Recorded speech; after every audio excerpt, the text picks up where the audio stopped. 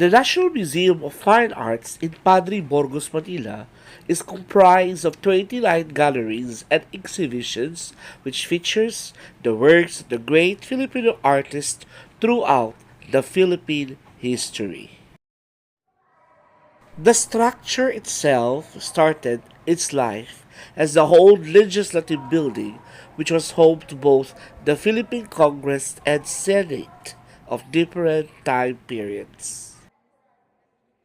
One of the most notable pieces in the museum is Juan Luna's Espolarium, imposingly displayed in the main gallery and greets all visitors who are about to start their tour through the halls of the museum. The harrowing gladiator scene sets the stage for a journey through time, telling the story of the Philippines through magnificent artworks as seen through the lenses of the country's best and most talented artists throughout history.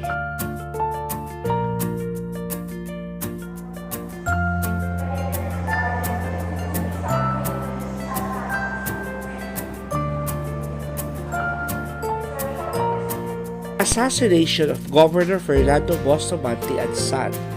This large work by Resurrección Hidalgo portrays a factual event, the assassination of Governor General Fernando Bustamante y Bustillo in 1719 by a mob led by friars whose economic activities were threatened by his policies.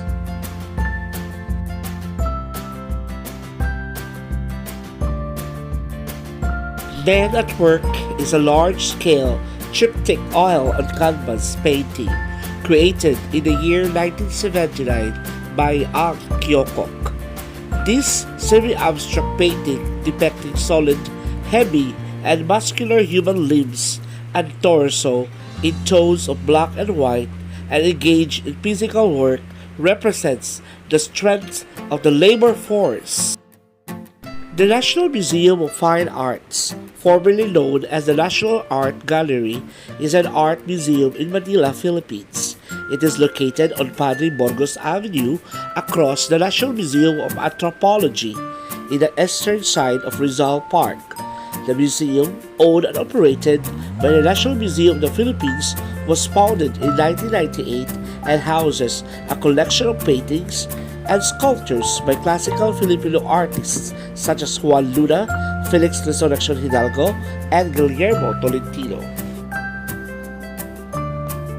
Felix Resurrección Hidalgo Padilla was a Filipino artist. He is acknowledged as one of the greatest Filipino painters of the late 19th century and is significant in Philippine history for having been an acquaintance and inspiration for members of the Philippine Reform movement, which includes Jose Rizal, Marcelo del Pilar, Mariano Ponce, and Graciano Lopez Haina.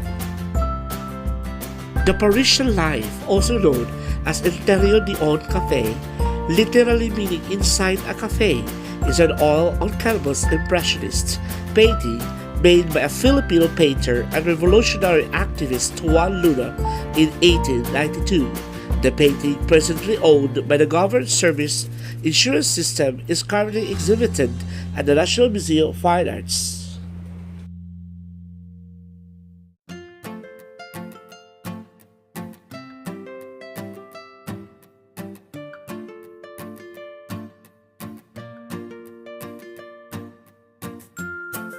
Photography, larawan, litrato, is the art, science, and practice of producing images using light or other devices.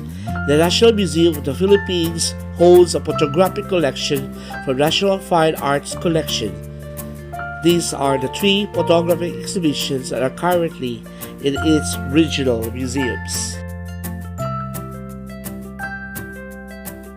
The National Museum of Fine Arts opens a special exhibition of the works of the national artist for painting Fernando Amorsolo A. Quito, 1892-1972. Inside the Museum Foundation of the Philippines Hall, Gallery 10 at the National Museum of Fine Arts is a special exhibition remembering Fernando Amorsolo on his 50th death anniversary. This gallery features 11 oil paintings of the national artist Fernando Amorsolo for the collection of the Philippine National University, the National Fine Arts Collection, and the Government Service Insurance System.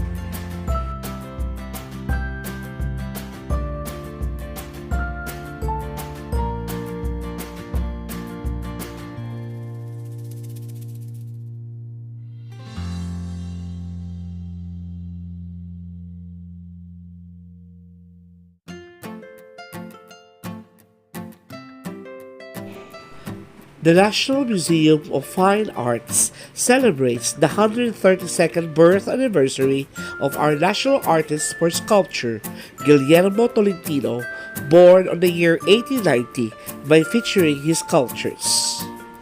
Tolentino was known as a master in classical sculpture and was widely known for his classical representation of images and his mastery of various media in sculptures such as concrete, plaster, wood, marble, and bronze, and among others.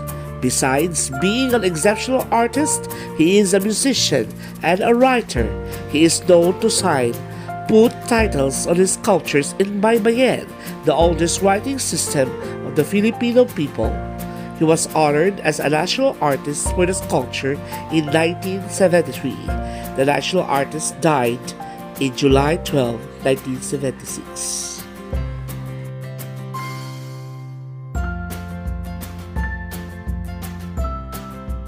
National Museum for Fine Arts now displays Jose P. Alcantara's 50-feet relief sculpture. The 50-year-old Jose P. Alcantara is the one who made these biggest carved wood pieces yet, a 50-feet wall sculpture. Maca Bebe Pampanga, born a 1981 national artist for painting, Vicente Silva Manansala. In 1933, he earned his fine arts degree at the University of the Philippines, and after college he worked as an illustrator for the Philippines Herald. His renowned subjects include Philippine urban and rural themes, the Filipino family.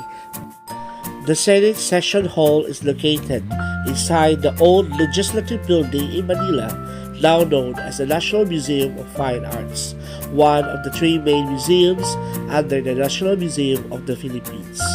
This room was designed by American architect Ralph Duane in the same neoclassical style.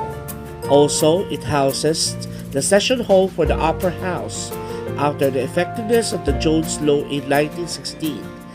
After the liberation of Manila, the Legislative Building was destroyed except for the middle part where the Senate Session Hall is located. Eventually, it was restored through the efforts brought by the Philippine Rehabilitation Act and used again as the office for the senators until year 1996. Eventually, the National Museum of the Philippines restored this majestic hall based at least on the pure design, now housed the Bureau of Filipino Struggles Through History, also known as History of Manila, made by the national artist Carlos Botong V. Francisco, commissioned in 1968 for the Manila City Hall by Mayor Antonio J. Villegas.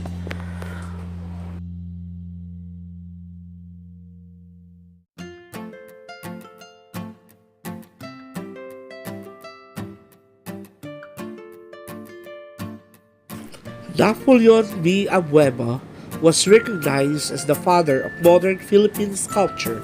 His modernist approach can be seen in his exploration of various media such as Molave, Acacia, Langka, Ipil, Camagong, palm, iron, and brass. It is also apparent in the monumental character of his outdoor and public sculptures and the promotion of Philippine themes in his subject matter. His works adorn public buildings such as the altar and hanging crucifix at the UP Diliman Chapel, Bureau at the National Center for Mental Health and Facade Relief at the Insura Life Building in Makati. The National Fine Arts Collection has 7 Abueva sculptures, including the Manila Pavilion reliefs Raja Sulaiman, his court, and the past palisades of Maynilad, and Legazpi and the founding of Manila.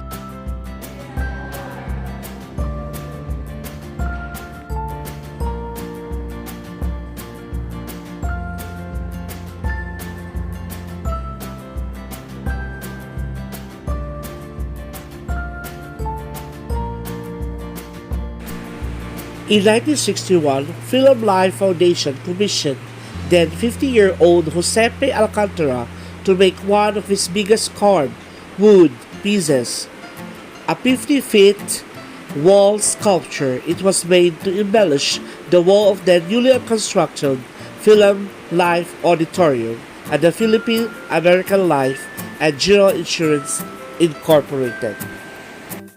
One of the most interesting painting is the smallest ever painting that you need to see in a magnifying glass, created by Norris Castillo.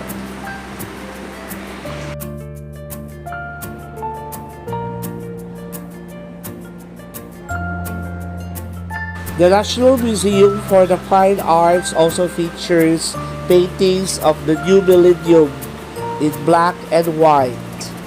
So this is now the overlooking or overview of the old Senate House. So just look at that painting, guys. It's so huge. Of course, by Botong.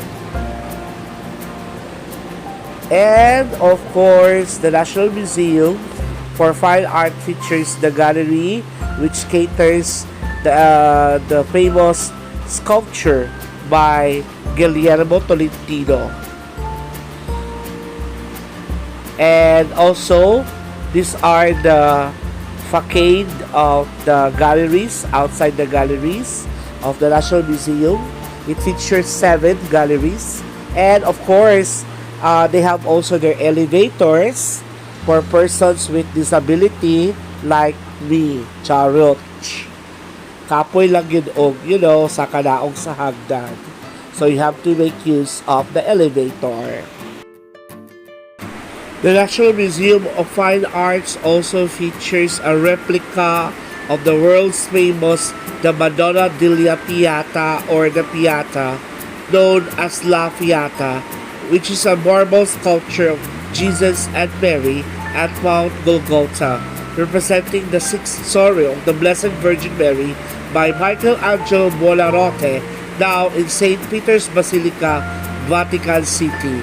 This ends my National Museum for the Fine Arts tour. So next in line, ladies and gentlemen, please watch the video, Museum of the Anthropology. See you!